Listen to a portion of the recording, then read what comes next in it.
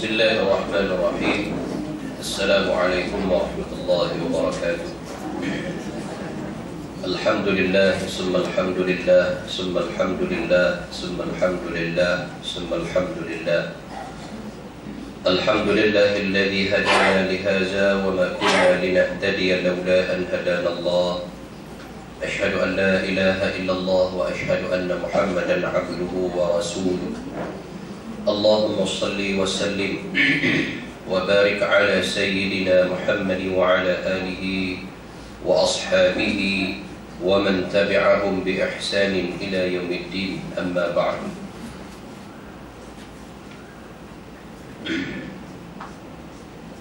Saudara Syamsul, muslimin dan muslimat yang dirahmati Allah Subhanahu wa taala.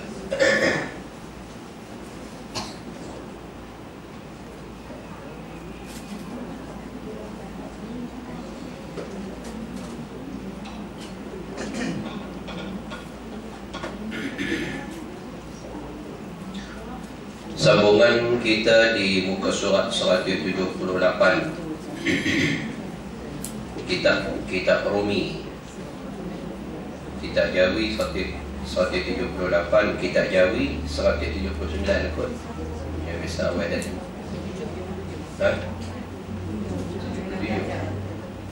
Tajuk kemunculan Dajjal. Dajjal, jangan baca Dajjal. Dajjal tak ada makna. Dajjal dah boleh. Dal, jim, alif, lam. Kalau hijau asalnya dal, jim, alif, lam. Fathah, jim fathah, jim sukun, jaj, lam dhammatin, lum. Dajjalun, ada syaddah, ada sabdu atas jim itu.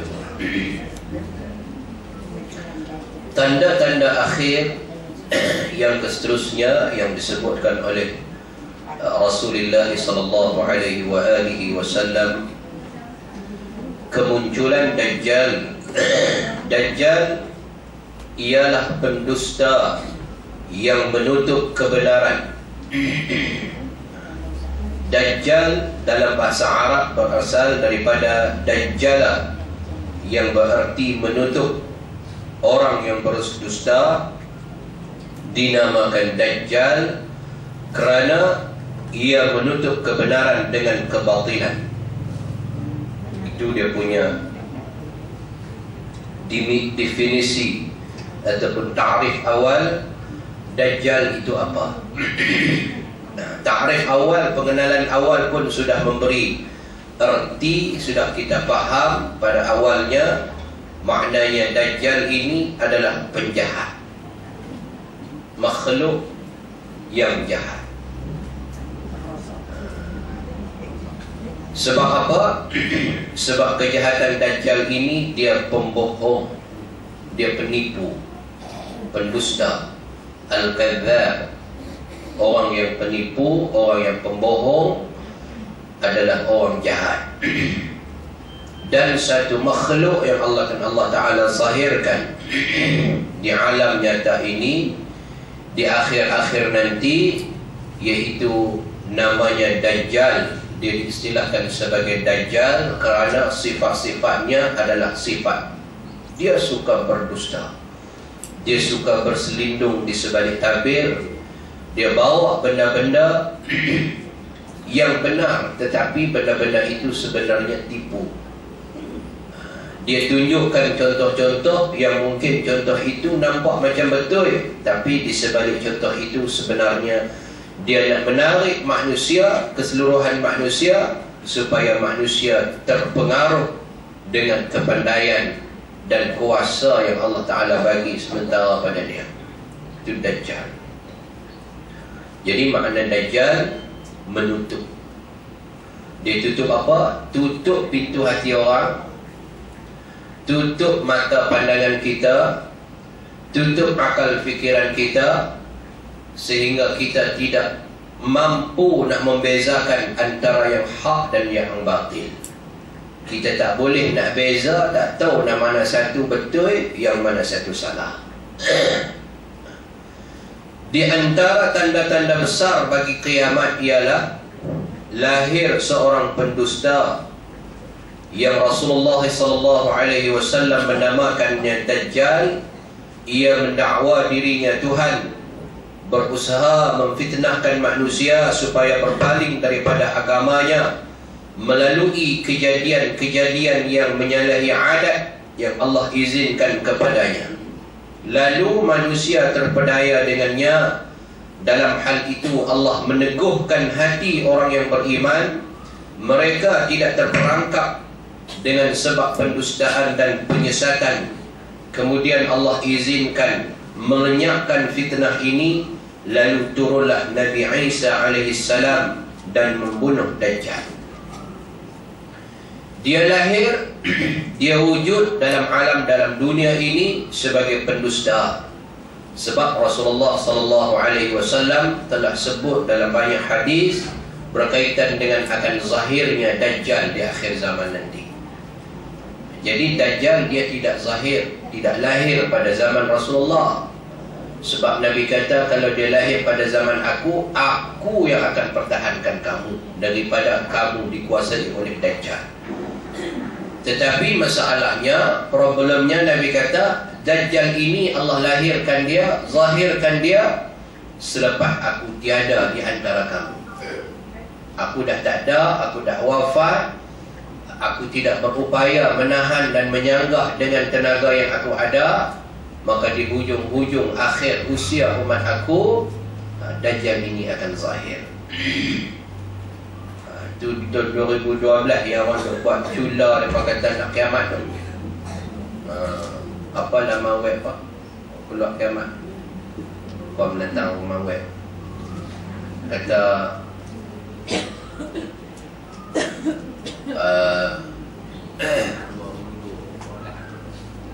bulan puasa kot, Jumaat 8 bulan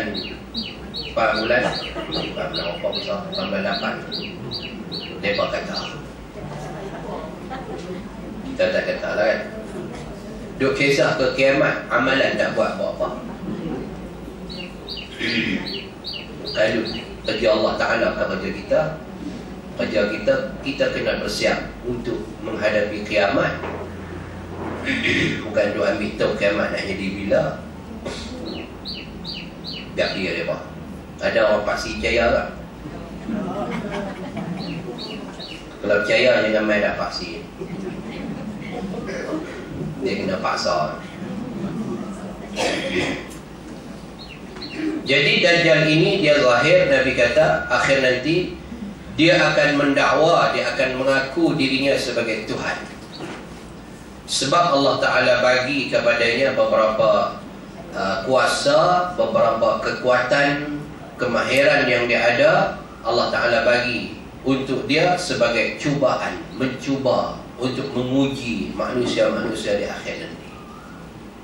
Kalau kita dan walaupun dia akan zahir di satu tempat, tetapi fitnah dia akan berjalan seluruh alam. Dia tak zahir di Malaysia, Dajjal ni. Nabi Isa pun tak turun di Bandar Baru.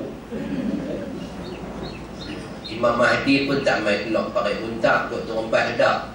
Dia ada tempat yang Nabi sebut. Di antara Syria, di antara dua menara, dua bukit, ada tempat-tempat yang telah Nabi sebut. Dajjal, Nabi Isa, Imam Mahdi akan berada di situ.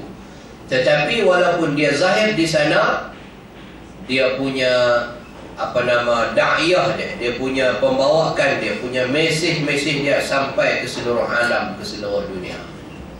Dia punya rangkaian dia banyak. Rangkaiannya cukup hebat. Semacam mana orang boleh sebarkan maklumat baru dapat seminit, minit yang ketiga satu dunia sudah beritahu.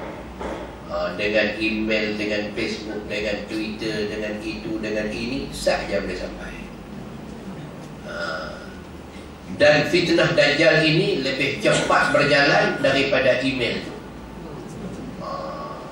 Dia cepat sampai. Terus tak ada Dajjal tu pun, kalau ada Dajjal ada satu tu jaga jalan tu pun tak sangka. Tu tak ada betul bawa coklat kayu. Bila ada yang betul, lagi dahsyat, lagi cepat fitnah yang akan terbawa, yang akan tersebar ke seluruh dunia. Dia mengaku diri dia Tuhan, dan kerja-kerja kehidupan dia akan berusaha untuk menyebarkan fitnah-fitnah kepada manusia, supaya manusia boleh beralih akidah kepada Allah, beralih kepada dia. Sebab dia ada beberapa imtiaz, dia ada beberapa keistimewaan yang Allah Ta'ala bagi dekat dia. Jadi dalam hal ini lekat bol dia kelang kabut makan ada izin tu. Dalam hal ini Allah akan teguhkan hati orang-orang yang beriman, dan iman orang yang betul-betul beriman, yang solid dan tulen mutlak beriman kepada Allah, di akhir-akhirnya akan tidak terpengaruh dengan godaan-godaan ataupun penipuan-penipuan oleh Dajjal ini. Tapi bagi orang yang imannya calang-calang, imannya nipis-nipis bawang, kulit bawang, kalau kulit bawang besar terbaik lah. Kalau bawang apa orang kata, iman nipis-nipis kulit bawang tu telak, dia tunjuk sikit je. Tapi tak dalam tak main Dajjal yang besar, Allah dah hantar fitnah-fitnah yang kecil. Yang banyak fitnah-fitnah kecil ni kita pun tak boleh nak lawan. Banyak fitnah-fitnah kecil yang Allah Ta'ala hantar dekat kita. Dia tak hantar lagi Master of Dajjal. Yang main bawa jahat ni dia tak main lagi master dia. Dia baru bawa main tempiah Dajjal, tu pun kita tak boleh lawan. Dia hantar main tu, dia hantar main ni, dia hampak TV lah apalah, pun kita tak boleh nak lawan. Sebab itu Nabi SAW kata, Imam Nawawi sebut dalam kitabnya At-Tibyan, seorang ulama sebut, dia ambil pandangan daripada Ibnu Mas'ud, namanya Abu Bakar Al-Hafiz As-Sajistani, seorang ulama sufi yang mati lebih kurang tahun 300 Hijrah. Abu Bakar Al-Hafiz As-Sajistani itu gelaran dia. Nama betul dia adalah Kak Nalat tu Ayang, orang Arab, Ayang nama dia. Abah Ayang orang gelap. Abu Bakar Al-Hafiz As-Sajistani, dia ulama sufi. Dia mati lebih kurang tahun 300 Hijrah. Lewat sikit daripada Imam Abu Hasan Al-Basri, lewat sikit pada Zunnun, lewat sikit pada Rabi'ah Al-Adawiyah, lepas tu lebih awal. Ni lebih belakang Imam Syafi'i, Imam Malik, Imam Ahmad bin Hanbal belakang lagi. Tapi tahun 300 Hijrah. Dalam sirah dia, Abu Bakar Al-Hafiz As-Sajistani ni, saya cerita abang sikit je. Dia mati 300,000 orang main mayat-mayatnya. Ulama-ulama sebut dalam manaqib, dalam catatan itu, lebih 300,000 orang, 300 yang mai sembahyang jenazah dia, dan jenazahnya disembahyangkan 80 kali ulang. 80 kali orang sembahyang jenazah dia. Kita mati seorang nak mai panggil pun jenis kelui. Tukang panggil mayat, tukang panggil mayat malaikat lah. Tukang panggil sembahyang pun telefon rumah tak ada, pergi bendang. Telefon tangan pula tinggal lagamu tu. Lama-lama tahu tengok orang, oi, hang tak tahu orang bayar pukul 10 korang tak telefon pun? Tak telefon apa, telefon dah agama tu. Nak panggil seorang nak sembahyang satu jenazah pun susah. Tapi Imam Abu Bakar Al-Hafiz As-Sistani ni 300,000 orang main sembahyang jenazah dia. Tak main daripada mana pun tak tahu. Itu yang kata ulama hidup dulu berkat. Dia mati, dia tak panggil orang pun. Kalau dia buat kenduri, panggil mungkin orang tak main lagi. Orang kata ni saya pun dah kenduri juga ni. Hari ni 8 kenduri.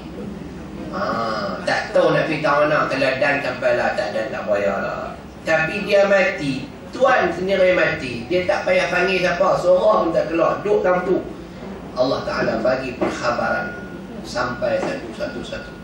Seluruh negara Iraq itu sampai untuk sembahyang jenazahnya 80 kali diulang sembahyang. 300,000 orang. Ulama-ulama boleh hebat. Itulah nak tengok berkatnya hidup orang tu.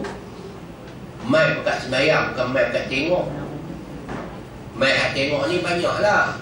Kereta tu berdendam, sembahyang belum tentu. Mai berkat duk sembang. Masuk lagi, masuk dah. Dah habis kita okok-okok motan. Dia mati bila nak? Oh, masuk hospital kemarin lah. Saya pun pergi hospital dah tahu. Main rumah mayat haram tak masuk pun. Dia kata saya kau boleh tengok mayat kan. Masuk saya gini balik tidur tak boleh. Jenuh cekau tak nak ubah balik mandi kan. Ada jenis menakut mayat pula.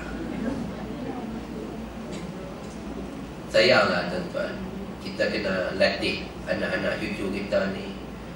Orang yang nanti kita tinggal di belakang, bagi ada waris yang boleh buat sembahyang kita jadi imam. Bagi ada waris boleh buat sembahyang jadi imam. Pesan dekat mereka, kalau mak mati, ayah mati ni, apalah jadi imam ni, apa jadi imam ni. Jangan duk pesan ni, tanah ni apa ambil belah tu, dia ambil kat hang. Aku tak pesan pun dia reti. Tak habak pun dia duk kisah dah daripada mak ni. Ayah ni nampak tak larat sangat. Tanah tu siapa duk buat ayah? Dia duk tanya lah. Ada lah ayah bagi orang sewa pajak lah. 3 tahun dah orang dah ambil. Ayah duk makan dulu, duk belanja apa makan, beli beras gula lah.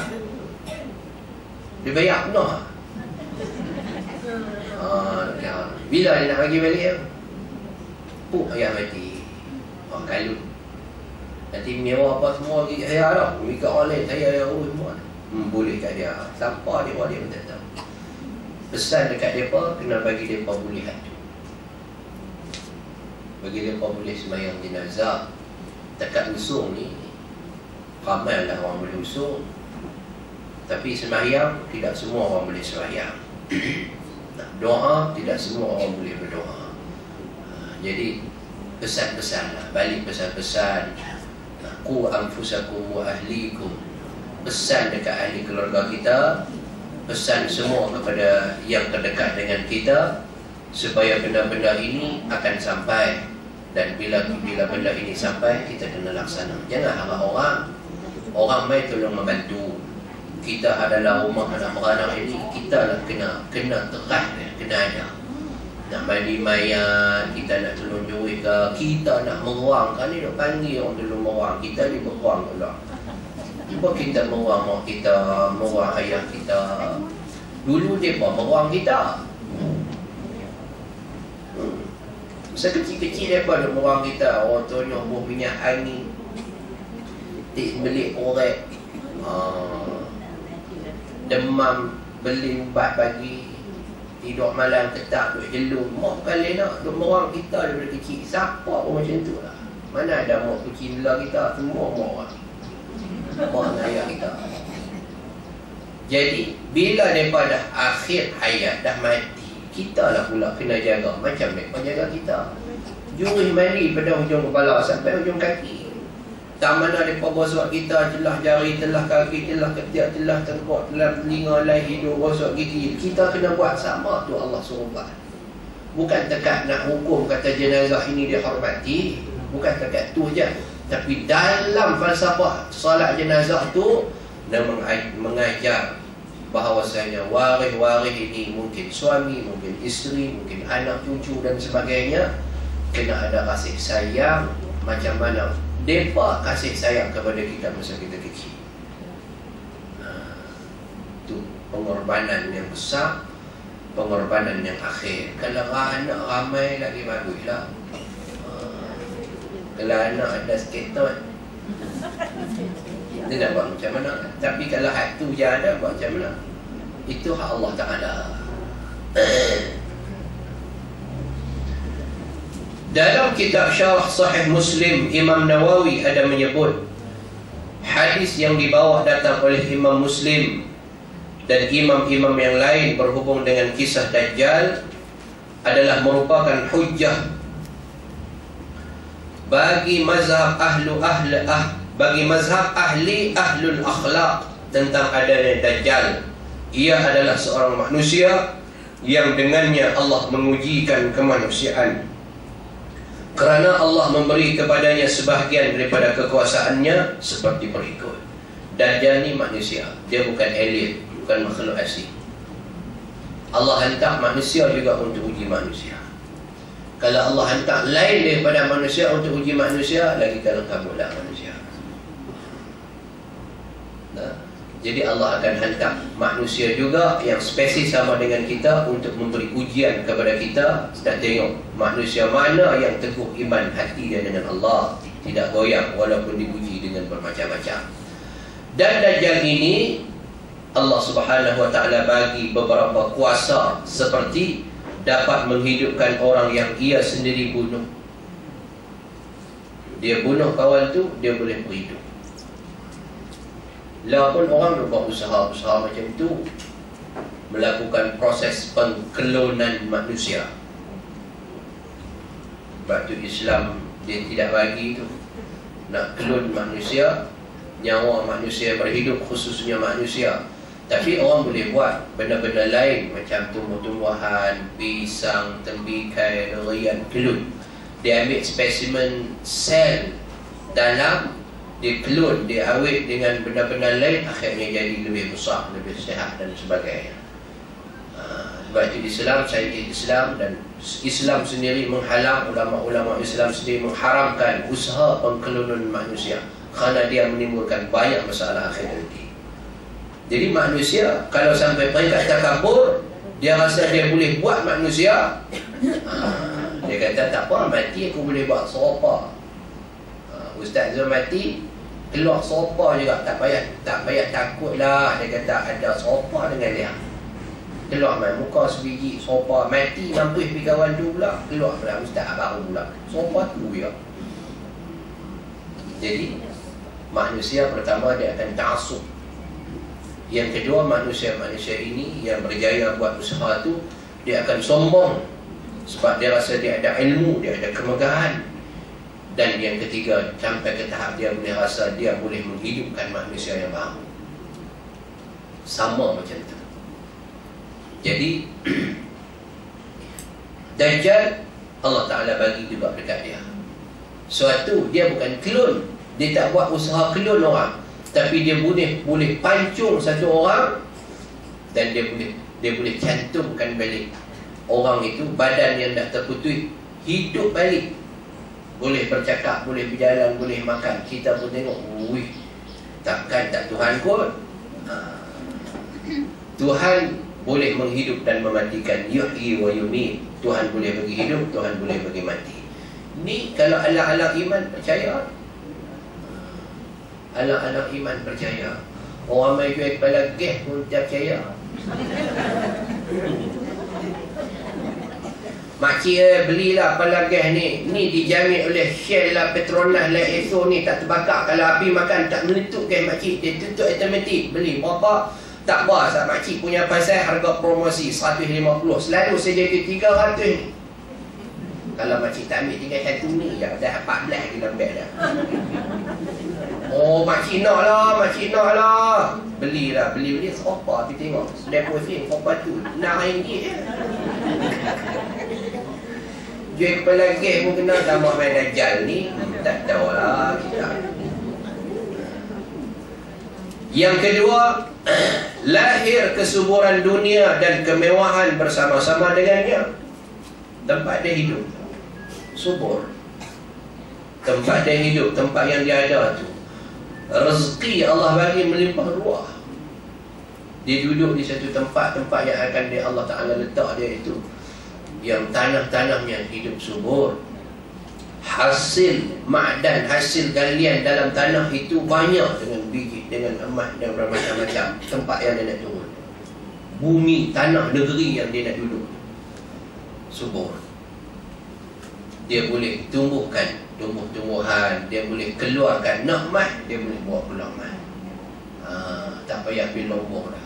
Hatta sampai kata Nabi kata benda-benda emas-emas ini boleh ikut dia macam besi, tarik besi berani, besi magnet tarik besi, ikut penurai macam lebah, ikut ratu dia. Dia ada kemahiran. Yang ketiga, lahir syurganya, nerakanya, dan dua batang sungainya. Ada dua batang jannatin tajri min tahtihal anhar. Ada syurga, dia buat syurga dia, ada nerakanya, ada sungai-sungai yang mengalir cantik. Apa orang kata pak? Tengok dia punya pemandangan di tempat dia itu seronok, sejuk hati, syoknya, rasa tenang, rasa damai. Kemudian tertunduk segala perbendaharaan dalam perut bumi kepadanya. Ini saya kata tadi. Segala isi-isi yang duduk dalam bumi, bahan-bahan dalam bumi, galian-galian dalam bumi ini tunduk kepadanya. Makna kalau dia suruh keluar benar. Keluar benar. Tak payah pergi bawa belanga buruk, pergi duk gali air macam ni dalam Fuabak di Johor. Kebedak maya lohok. Menyuruh langit supaya menurunkan hujan. Langit pun menurunkan hujan dengan perintahnya. Kemarau, hujan turunlah hujan. Kita nak kena bayar kerat kata rumah. Kerat habis belerang nyok, belerang pinang mai. Rumah nak baik, pasak kemian habis tidak ada pijari.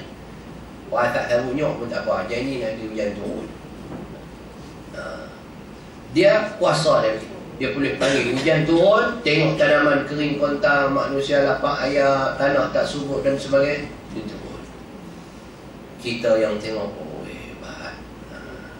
Menyuruh bumi supaya mengeluarkan tumbuhan, lalu tumbuhlah tanaman.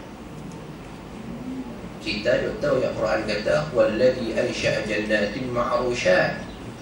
Dalam Quran sebut, dialah Allah lah yang menumbuhkan segala tumbuh-tumbuhan yang bermacam-macam dan beraneka rasa. Tiba-tiba Dajjal mai, dia bagi naik. Nak apa? Nak sayur apa? Nak pokok apa? Tanam naik naga. Kita tanam hangat, tanam pokok dengan ketek kita hidup. Tanam serai pun tak naik. Itu terang musim hujan tu. Punya hangatnya tanam. Bukan hangat tanam, tak reti tanam. Saya lah tanam tanam. Boleh tak reti tanam. Tanam pokok jambu tak buah. Tanam pokok muatan 4 telur, satu kemikot. Orang boleh makan biar Allah. Beli pokok belam kat kedai, dia kata ini balik setahun depan buah lah. 5 tahun. Buah apa aku dah beli saat malam. Buah tu tak boleh rasa ni lama. Bubuk barang tak reti tanam. Semua itu berlaku dengan kekuasaan dan kehendak Allah. Kemudian Allah menjadikan Dajjal itu lemah. Semua benda-benda, 4-5 benda yang ada yang disebutkan dalam kitab kita ini, dia boleh hidup orang mati, subur tempat, kemewahan ada, dia boleh buat syurga, neraka, mana tempat yang seronok dia boleh buat tu untuk kita dalam dunia. Segala benda-benda yang ada dalam tanah-tanah ini boleh keluar dengan arahan dia. Langit boleh bagi hujan, bumi boleh bagi keluar pokok-pokok. Semua itu dengan kehendak Allah. Allah bagi. Kalau orang yang beriman betul, dia tahu ni Allah punya kerja, bukan Dajjal punya kuasa. Ini Allah punya kerja, bukan Dajjal punya kuasa. Kemudian Allah menjadikan Dajjal itu lemah. Ia tidak berkuasa membunuh manusia, perintahnya tidak didengari, ia akan dibunuh oleh Nabi Isa alaihissalam, dan Allah menetapkan hati orang-orang yang beriman. Akhirnya lama kelamaan, bila benda-benda habis, benda-benda istimewa yang dia dah tunjuk, ialah biasalah makhluk, banyak mana ada khazanah kehebatan dekat dia, dia akan habis. Yang istimewa akan habis. Yang hanya kekal, keistimewaan ini hanya Allah Ta'ala. Keistimewaan itu akan habis. Yang kedua, kerana Dajjal ini manusia, daripada hari umurnya kue lanjut. Dia kue tak larang. Macam kita lah, dulu cekam dah salah lah. Lah ni orang bersin tuan kita pun terlentang lah. Dulu bersin kampung dengar, tu dia makan belacan dah tu. Mak tu dia kata, 6 biji rumah dengar. Lah ni kucing rumah dia kucing kaya daripada dia. Kita manusia lemah. Dajjal, oleh kerana dia manusia, dia akan semakin lemah. Dia semakin tak larang. Tapi muslimin muslimat sekalian, dengan Allah Ta'ala bagi kan, kalau kita boleh teringat balik, Allah Ta'ala bagi Imam Sayyidina Abu Bakar. Masa orang lantik dia jadi khalifah sebelum jenazah Nabi SAW dikebumikan. Masa Nabi wafat, kita dalam bulan Rabiul Awal, 4 Rabiul Awal hari ini. Nabi mula sakit daripada awal Rabiul Awal ni. Bulan Safar Nabi mula sakit, hujung Safar. Masuk Rabiul Awal, kuih sakit sampailah ke tengah Rabiul Awal Nabi mati, dia wafat. Bulan ni. Bila Nabi wafat, tu Nabi wafat, duk bincang siapa nak ganti khalifah, nak ganti Nabi. Bincang, mesyuarat sini dan sebagainya. Akhirnya setujulah dalam teknikal tu, setuju untuk lantik Sayyidina Abu Bakar. Abdullah bin Abi Quhafah nama dia, bukan nama Abu Bakar. Dia nama Abdullah bin Abi Quhafah. Abdullah bin Abi Quhafah nama Abu Bakar. Tapi Nabi gelar dia Abu Bakrin. Abu Bakrin. Abu Bakrin ni maknanya pak yang ada anak darah. Bukan Abu Bakar. Lepas tu kita dah tahu Abu Bakar ni Abu Bakar. Bakrin, Bikir. Anak darah. Dia siapa anak darah dia? Aisyah anak darah dia. Bapa yang memiliki seorang anak gadis sunti yang cantik dan menawan, Abu Bakrin.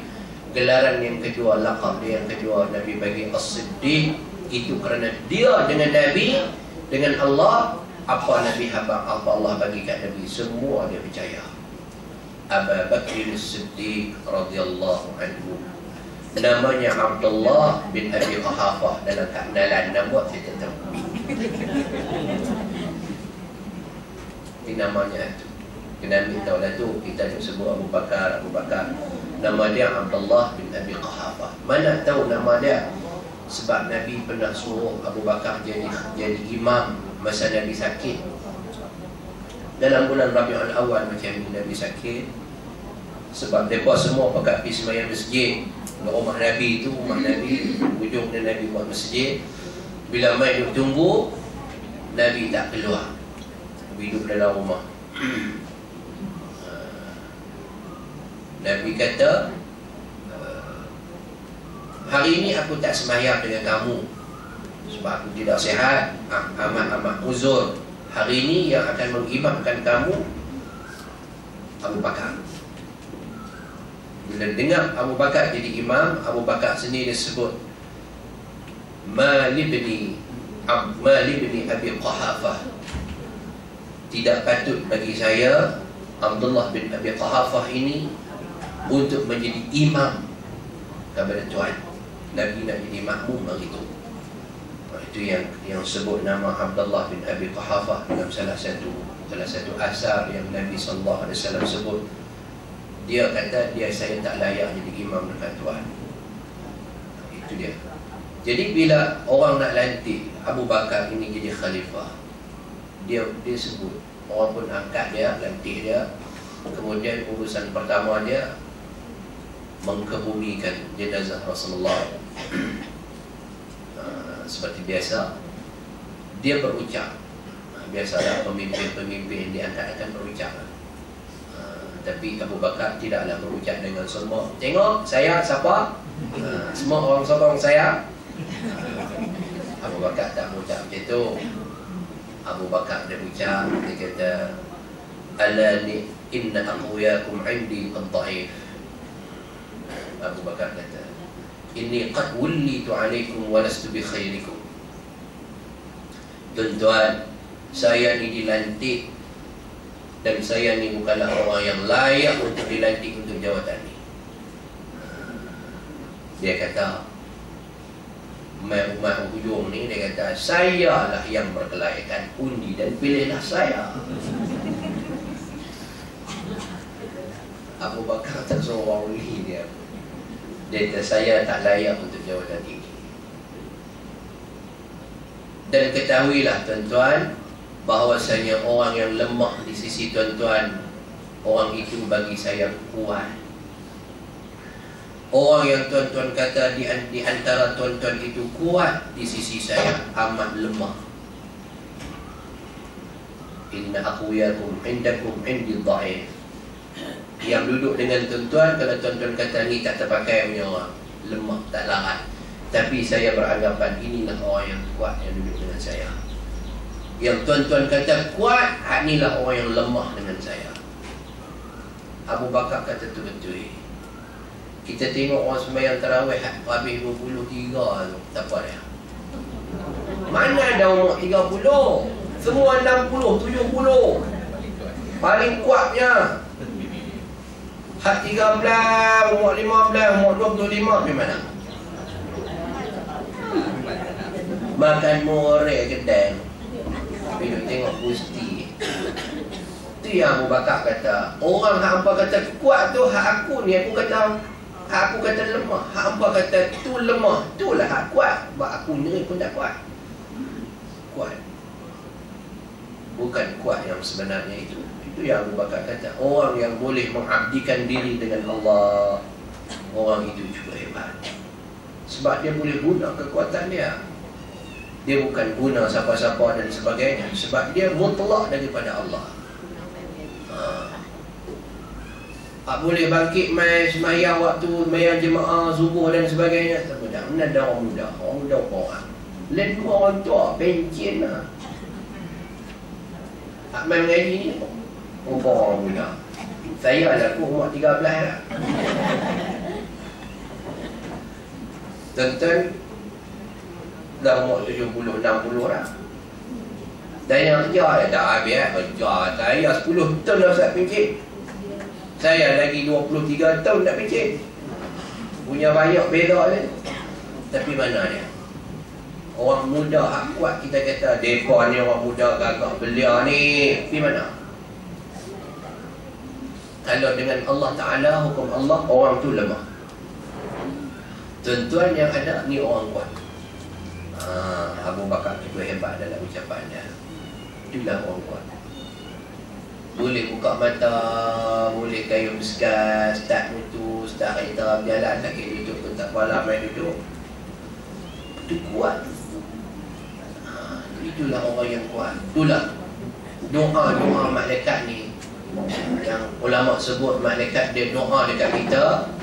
Kalau kita sanggup guna ataupun infak harta benda yang Allah Ta'ala bagi dekat kita, kita guna balik dekat Allah, Allah bayar balik lipat. Untung berganda-ganda. Allah bayar balik untung berkali ganda. Kita boleh buka mata, kita boleh tengok, ada suara, boleh bercakap, ada kaki tangan sendi boleh bergerak walaupun gaut dan sebagainya. Tak apa. Jalan melelong darah tinggi. Orang nak pegang kanan depan belakang, pegang ke pimpin dia. Awak tu darah tinggi kan, rian dia tak darah ni. Tapi nak main juga, nak mengaji, tak apa-apa. Dia guna rezeki Allah Ta'ala bagi, dia infak balik dekat Allah, Allah khalaf dekat dia, Allah bayar balik, tebus balik rezeki yang dia guna pada Allah, Allah bayar balik dengan rezeki yang berkali ganda. Min haitsu la yahtasib. Kita sendiri kita tak tahu rezeki macam mana Allah Ta'ala bagi kat kita. Ni yang kedekut ni, mata guna buat apa? Kita mata bang tengok kitab kan, main mengaji, baca Quran dan tadarus lah apa. Mata tengok kebaikan, depa mata tengok gusti. Kita telinga pun dengar syara, dengar orang mengaji, dengar imam sembahyang, imam dengar azan, dengar kuliah dan sebagainya, benda-benda baik. Depa dengar menyanyi. Kita mulut abang baca Quran, abang sebut, abang tanya tak faham itu ini, depa memang merapu ya. Kita kaki tangan kita boleh bangkit. Oh, nak bubuh minyak angin tiap kali nak main ngaji, bubuh minyak angin, bubuh minyak gamat. Duk kat dia. Tak apalah bagus.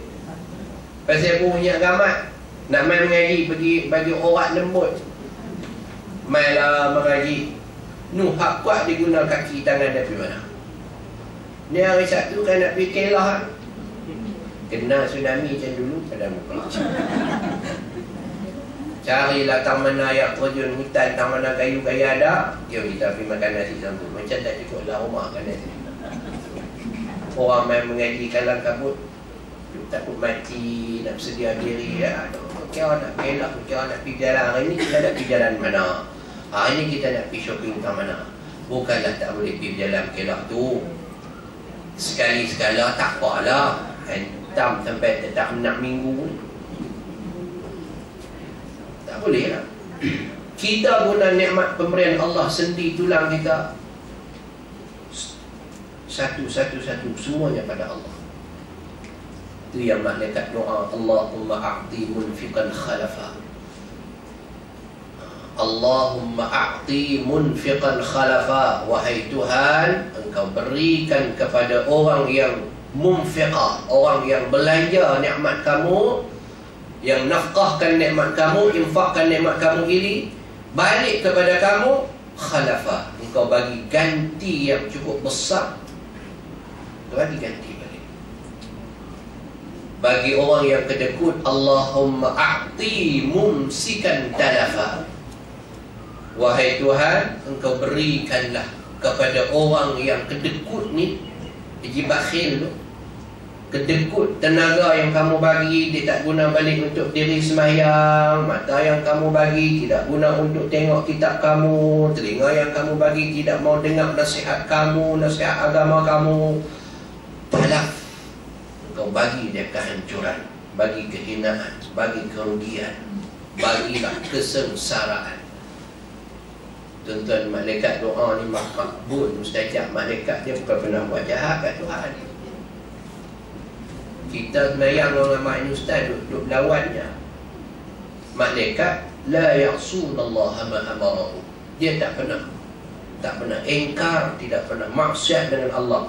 Selama mana Allah Ta'ala suruh, dia akan buat. La ya'suna ma amarahu wa yaf'aluna ma yu'marun. Dia akan buat apa saja Allah Ta'ala suruh buat. Kita tangguh dulu, kita bertahan dulu. Jadi kalau malaikat angkat tangan, malaikat ni doa kat kita. Kita duk main mengaji, tiap-tiap kali kita buat ibadat, selak-selak ibadat kita duk semayang, kita duk mengaji, kita baca Quran, kita pergi kenduri, tengok orang sakit ke apa yang baik. Tiap-tiap kali buat baik, malaikat angkat tangan doa ke Allah. Dan malaikat doa ke Allah bukan doa main-main macam kita. Kita doa main-main, malaikat doa betul-betul. Maka Allah akan terima doa para malaikat-malaikat Allah Ta'ala ni sebagai doa yang makbul. Kalau malaikat doa yang jahat buruk kat kita, makbul juga sampai kat kita. Tiap masa malaikat doa. Dua malaikat ni kerjanya macam-macam ni jenis malaikat yang turun kat kita ni. Antaranya dua malaikat yang kerjanya doa kat kita. Kerja dia tiap hari doa. Sampai bila? Sampai nyawa kita habis, berpisah daripada badan, dia pun habis. Tugas dia untuk berdoa kepada jasad ni. Selesai. Kalau kita buat jahat, malaikat doa jahat, kehinaan, kecelakaan untuk kita. Kalau kita buat baik, malaikat akan doakan kebaikan, kemurahan, rezeki. Kita dah dapat. Berapa banyak kita boleh dapat. Kalau ikut sibuk kenduri kendara ni, sibuk orang juga lah. Kadang-kadang sibuk bila jual kenduri. Tapi walaupun tak ada nak main, hari lain dia ganti nak main juga. Abang tahu nak mengaji, tak kereta tak utupi. Tak ada kereta, oh kelui pula sama. Kelui ya. Di mengaji. Lohat macam mana pun nak pergi. Lohat macam mana pun nak pergi. Lohat tak ada lohat. Apa dia buat? Dia tak buat apa. Jadi untung tuan-tuan. Tu yang Abu Bakar kata tu, orang yang kuat. Hampa kata lemah, aku kata kuat. Hampa kata kuat, aku kata tu tak pakai. Sebab yang menolong agama Allah ni dia. Orang-orang yang pada adat usianya sudah nampak uzur, tetapi semangat dia, dalaman dia hebat. Macam orang umur 20. Kekuatan. Ikut tidur malam ni lah doktor kata makcik kena banyak tidur 8 jam ke 9 jam lah. Jangan tidur orang benda tu ni bangkit melelong ke, pergi mata naik biru ke, mata hijau jadi hak, mata biru out. Tapi tidur malam, balik mengaji pukul 10, tidur asal pukul 5 dia jaga dah. Berapa jam dia tidur. Siang tengah hari tak tidur langsung. Mai paksi tak pergi balik tengah hari, lohok dah kuliah lah pula tang mana, duk dengar lah pula. Lagi asar tang lain pula, maghrib pi pula. Ayah duduk rumah orang muda tu di bawah. Cuba suruh dia pergi ngaji macam kita tu, jenuh awak pinggang lah.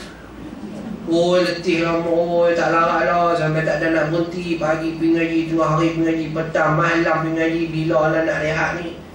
Aku boleh rehat je orang tengok.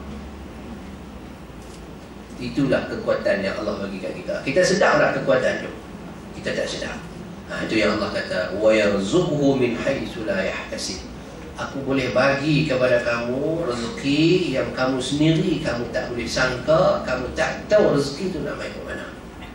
Kita bawa keluar 10 bukan jenis 100 yang Allah bagi, 10 keping pula Allah bayar. Allah apa bayar jenis tu? Allah bayar jenis lain. Bawa keluar RM10 duit ubat, Allah selamat 100 daripada jumpa nak ambil ubat lain pula. Dengan satu ubat tu pun lega. Kadang dengan tak ambil ubat apa, orang yang tolong bagi ubat lega. Ramu dan kayu pak rumah ya lega. Tak ada apa. Rezeki Allah Subhanahu Wa Taala bagi. Baik. Inilah pendapat ahli sunnah yang terdiri daripada semua ahli hadis. Para fuqaha dan ahli kaji menyalahi dengan pendapat golongan-golongan al-khawarij, al-jahmiyah dan sebahagian daripada golongan-golongan al-mu'tazilah. Ini ulama-ulama apa nama mazhab sesat. Tuan-tuan jangan duk masuk mazhab ni lah. Lagi saya lah ni mazhab mu'tazilah Ustaz. Saya tak mahu mazhab ahli sunnah wal jamaah. Tukar channel lah pula. Lama dah duduk ahli sunnah ni, saya nak masuk mazhab Jahmiyah pula. Apa mendatang ni kata. Tu syok sebut ni. Al-Khawarij ni mazhab yang tercetus daripada dua puak yang tidak menyokong Sayyidina Ali. Al-Khawarij dia ambil sikap tidak menyebelahi Sayyidina Ali. Khawarij dia keluar. Mu'tazilah dia ambil sikap nak duduk tengah-tengah. Mana pun tak mau. Ali pun tak mau sokong, Muawiyah pun tak mau sokong. Aku punya hai. Mu'tazilah. Aku tak mau kaki orang siapa. Ini orang atas pagar. Mu'tazilah. Al-Jahmi satu mazhab. Saya tengok dalam tafsir At-Tabari, Tarikh Tabari dalam kitab Al-Milal wal Nahal. Mazhab apa nama, ada ulama kata mazhab Al-Jahmi ini sebahagian daripada mazhab Al-Murji'ah. Al-Murji'ah, nama tu guru mazhab dia ni Jahmin bin Safwan. Dia asalnya daripada kumpulan